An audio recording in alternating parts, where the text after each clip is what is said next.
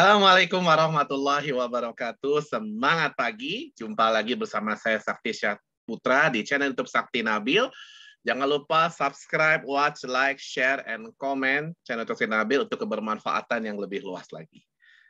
Hari ini saya akan membuka tema terbaru seperti sebelum-sebelumnya ada tema pantun, kemudian tema motivasi, kemudian ada tema dongeng. Hari ini kita akan belajar banyak.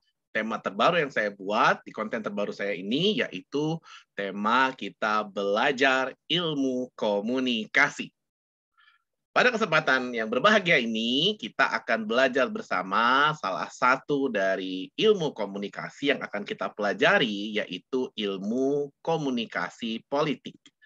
Oleh karena itu, saya akan share screen dan kita akan belajar bersama-sama ilmu komunikasi politik yang referensi bukunya saya ambil dari buku Dr. Zainal Mukarrom dengan judul Komunikasi Politik, tahun 2016, Bandung Pustaka Setia. Baik, saya akan share screen, kemudian saya akan slideshow. Kita belajar bersama tentang komunikasi politik. Pada pertemuan ini kita akan belajar pendahuluan. Pada awalnya, komunikasi berasal dalam lingkup sederhana dan dalam skala kecil. Perkembangan komunikasi selalu berdampingan mengikuti peningkatan kualitas berpikir manusia. Proses komunikasi tidak lagi berada dalam tahap melukiskan perasaan yang berputar pada lingkup skala kecil dan terbatas, tapi telah membawa manusia untuk berorientasi skala yang lebih luas dan kompleks. Pentingnya peran dan fungsi komunikasi selalu berdampingan dengan manusia dalam segala kehidupan, sehingga dapat dirasakan perlunya pengelolaan secara bijak terhadap semua aspek yang dimiliki komunikasi.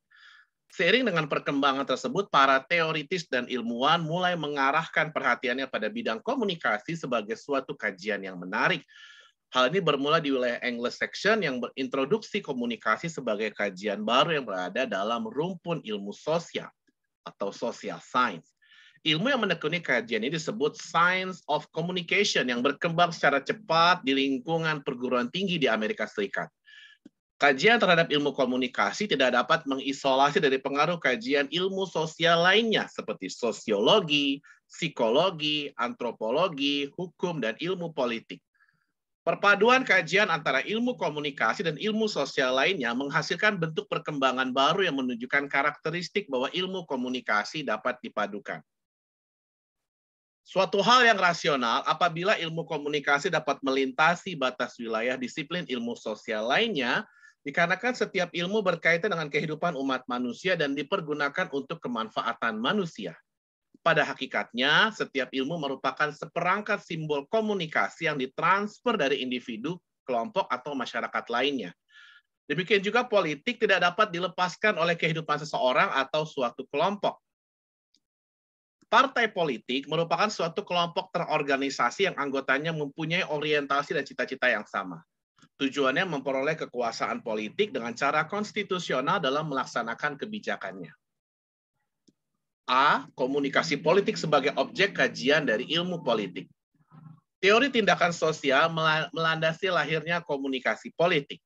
Walaupun komunikasi politik ini berada dalam kajian ilmu komunikasi, tetapi masuk dalam wilayah komunikasi aplikatif.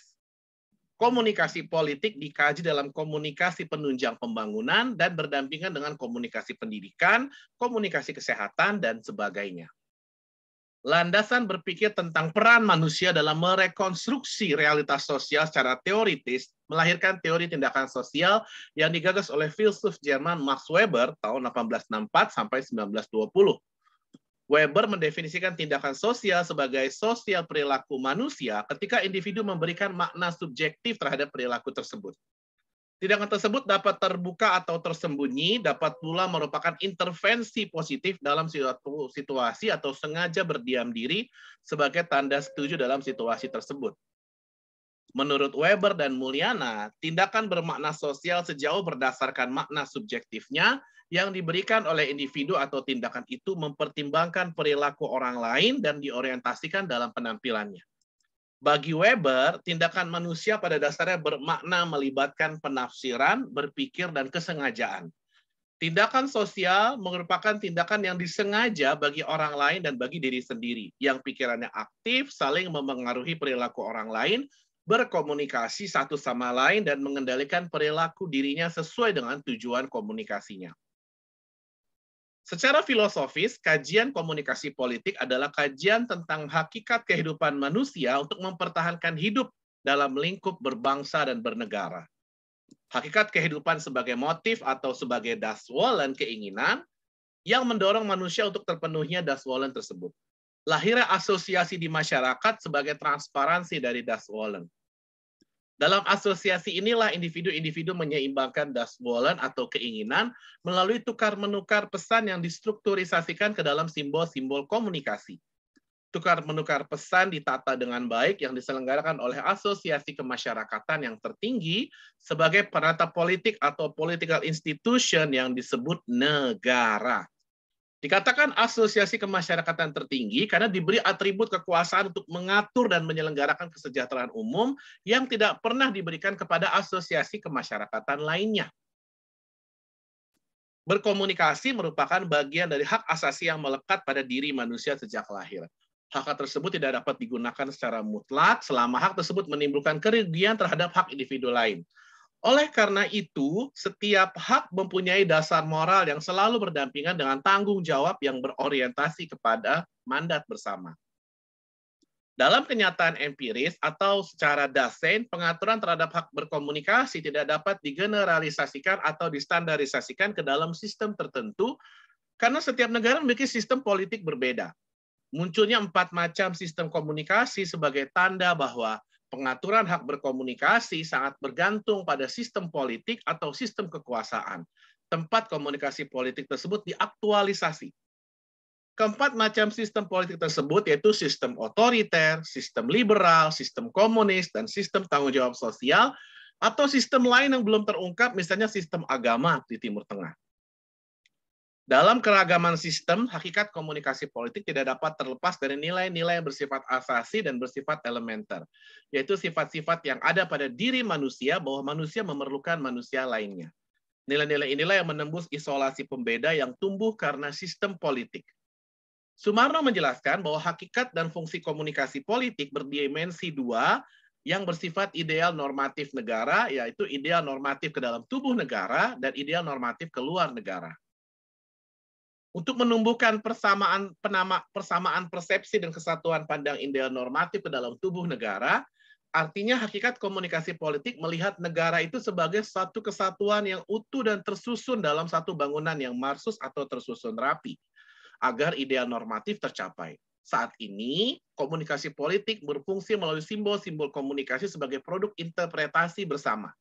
Hal ini yang dimaksud berwujud pada sifat integratif perilaku dan pola pikir ke dalam sistem politik yang sedang berlangsung, sekaligus terwujudnya komitmen moral terhadap sistem nilai yang dijunjung tinggi bersama. B. Memahami kekuasaan dalam politik. Kekuasaan atau power merupakan salah satu dari 5 konsep pokok ilmu politik. Kekuasaan didefinisikan sebagai seseorang atau sekelompok manusia yang memengaruhi tingkah laku seseorang atau kelompok lain sedemikian rupa, sehingga tingkah laku tersebut sesuai dengan keinginan dan tujuan yang dari orang atau kelompok yang memiliki kekuasaan. 1. Kekuasaan sebagai inti politik. Harold de Lasswade dan kawan-kawan memandang kekuasaan sebagai inti politik. Bagi mereka, politik adalah semua kegiatan yang menyangkut masalah memperebutkan dan mempertahankan kekuasaan politik, perjuangan kekuasaan atau power struggle. Menurut mereka, tujuan politiknya menyangkut kepentingan seluruh masyarakat. Kekuasaan politik dan tujuan politik dapat mempengaruhi satu sama lain dan bergantung pada satu sama lain pula. A. Kekuasaan sosial. Pada awalnya kekuasaan sosial timbul karena manusia mempunyai bermacam kepentingan, keinginan, dan tujuan yang ingin dicapainya. Hal itu menyebabkan manusia merasa perlu untuk memaksakan kemauannya terhadap orang atau kelompok lain. Hal ini akan menimbulkan perasaan pada dirinya bahwa mengendalikan orang lain adalah syarat mutlak untuk keselamatan dirinya sendiri. A. Kekuasaan sosial. Oleh karena itu, bagi banyak orang, kekuasaan merupakan nilai yang dimilikinya Menurut Robert M. McClever, kekuasaan sosial adalah kemampuan untuk mengendalikan tingkah laku orang lain, baik secara langsung dengan jalan memberi perintah maupun secara tidak langsung dengan mempergunakan segala alat dan cara yang tersedia. Kekuasaan sosial itu terdapat dalam hubungan sosial. Ada beberapa hal penting dari definisi kekuasaan, yaitu sebagai berikut. 1. Gejala kekuasaan adalah gejala lumrah yang terdapat dalam setiap masyarakat dan dalam bentuk hidup bersama. 2, kekuasaan umum berbentuk hubungan atau relationship. Artinya, terdapat satu pihak yang memerintah dan ada pihak lain yang diperintah. The rule and the ruled. Akan tetapi, dalam hal ini tidak ada persamaan martabat atau stratifikasi. 3, manusia adalah subjek dari kekuasaan sekaligus objek dari kekuasaan sesuai dengan prinsip memberi dan menerima. 4, sumber kekuasaan sosial. Sumber kekuasaan dapat berasal dari kekerasan baik fisik ataupun non-fisik, kedudukan, posisi dalam masyarakat, kekayaan, kepercayaan, dan sebagainya. B, kekuasaan politik. Kekuasaan politik itu adalah kemampuan untuk memengaruhi kebijaksanaan umum atau pemerintah, baik terbentuknya maupun akibatnya sesuai dengan tujuan pemegang kekuasaan. Kekuasaan politik merupakan bagian dari kekuasaan sosial yang ditunjukkan kepada negara sebagai satu-satunya pihak berwenang yang memiliki hak untuk mengendalikan tingkah laku sosial dengan paksaan.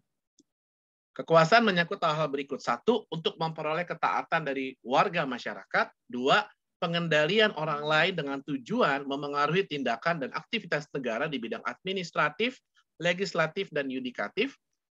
2, hubungan kekuasaan politik dengan pengguna kekuasaan. Kekuasaan politik sangat erat hubungan dengan pengguna kekuasaan. Machtuswittoefening. Apabila hal ini ditinggalkan, tidak digunakan, atau tidak dijalankan, kekuasaan politik tidak dapat diwujudkan. Penggunaan kekuasaan berjalan efektif jika terjadi kontrol kekuasaan, pengendalian, atau penguasaan bagi warga masyarakat ataupun aktivis negara. Untuk menggunakan kekuasaan politik diperlukan beberapa komponen yang terbentuk, yaitu penguasa, pelaku yang memegang kekuasaan, dan alat atau sarana kekuasaan itu. Salah satu alat sarana tersebut adalah komunikasi. Dengan komunikasi, penggunaan kekuasaan dapat berjalan dengan baik. Inilah yang bisa saya sampaikan, materi komunikasi politik pendahuluan. Materi dapat teman-teman baca lebih lengkap di buku Komunikasi Politik, penulis Dr. Zainal Mukarram tahun 2016, dari Kota Bandung, penerbit Pustaka Setia. Semoga bermanfaat. Kalau ada jarum yang patah, tolong jangan disimpan ke dalam peti. Kalau ada kata-kata sakti yang salah, tolong jangan disimpan dalam hati. Ada nampan, ada sirih, burung irian, bercendrawasih. Cukup sekian dan terima kasih. Wassalamualaikum warahmatullahi wabarakatuh.